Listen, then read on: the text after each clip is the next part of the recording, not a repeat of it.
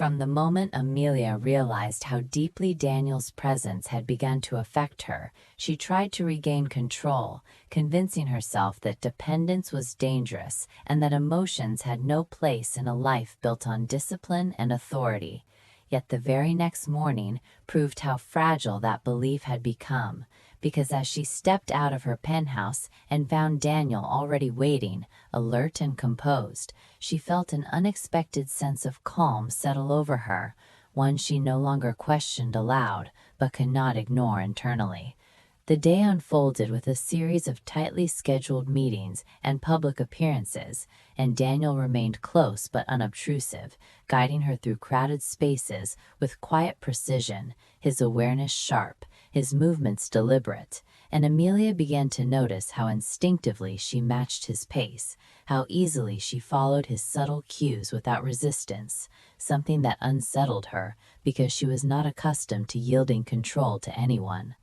During a midday board meeting, tension escalated when an unknown caller repeatedly attempted to reach Amelia's personal phone, prompting Daniel to step in smoothly, confiscating the device under the guise of protocol. And though Amelia bristled at the interruption, she later realized how relieved she felt knowing he had taken charge, how quickly fear gave way to trust, and that realization lingered with her long after the meeting ended. As the afternoon progressed, Daniel insisted on altering their usual route back to the office due to a suspicious vehicle reported nearby, and Amelia, exhausted from constant vigilance, snapped at him, accusing him of being overly cautious and restrictive. Yet Daniel remained steady, explaining calmly that danger rarely announced itself loudly, and his composed response diffused her anger even as it highlighted the imbalance growing between her emotions and his control. That evening, rain began to fall as they left the office late, the city slick with reflections and movement, and during the drive, silence stretched between them, heavy with unspoken thoughts, until Amelia finally broke it, asking him why he chose this life, why he accepted assignments that demanded constant sacrifice and emotional distance, and Daniel hesitated before answering, revealing fragments of a past shaped by loss, by lessons learned too early, by a commitment to protect, because once, long ago, he had failed to do so, and though he kept the details vague, the weight of his words resonated deeply with Amelia, who recognized the familiar ache of responsibility and regret. Later that night, as alarms briefly activated in her building due to a false trigger, Amelia found herself shaking despite the reassurance that there was no real threat, and Daniel guided her to the secure room with practiced efficiency, his hands steady at her back. And in that enclosed space, with lights dimmed and tension still lingering, Amelia admitted quietly that the constant fear was wearing her down, that she was tired of being strong, tired of pretending she wasn't afraid, and Daniel listened without judgment, offering neither pity nor platitudes, only presence. And when he spoke, his voice was low and certain, reminding her that strength was not the absence of fear, but the willingness to face it, and that she did not have to do so alone. Those words stayed with her long after the situation resolved, echoing in her mind as she returned to her bedroom, realizing that Daniel had begun to occupy a space no one else ever had,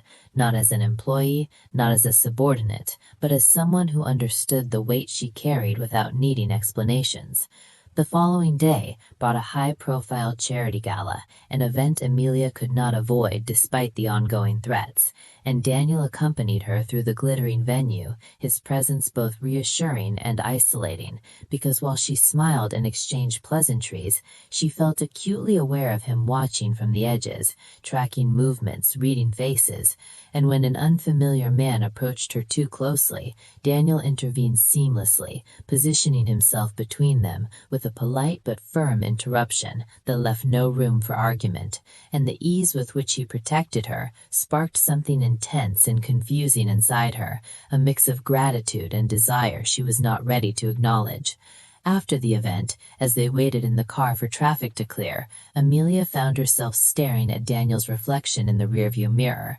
noticing the tension in his jaw, the exhaustion he rarely allowed to show, and she realized that he carried the weight of her safety constantly, never allowing himself rest, and that awareness softened something inside her, prompting her to thank him quietly, a simple gesture that caught him off guard, his expression shifting just enough to reveal how rarely his efforts were acknowledged. As the night deepened and the city lights blurred past, Amelia felt the boundaries she relied on begin to thin, not through dramatic gestures or confessions, but through small moments of shared vulnerability and trust. And she understood that the greatest danger was no longer the unseen enemy threatening her life, but the growing truth that Daniel was becoming essential to her sense of safety and stability. Meanwhile, Daniel struggled with his own restraint, aware that his concern for Amelia had evolved beyond professional obligation, that her courage, intelligence, and quiet moments of honesty had affected him more deeply than he cared to admit. And though he maintained outward discipline, internally he battled the knowledge that caring too much could compromise everything he stood for. The chapter closed with both of them lying awake in separate rooms, aware that something irreversible had begun, that the balance between protector and protected was shifting into something far more intimate and dangerous, and the weakness Amelia feared was no longer a distant possibility, but a reality forming quietly between them, setting the stage for consequences neither could yet foresee.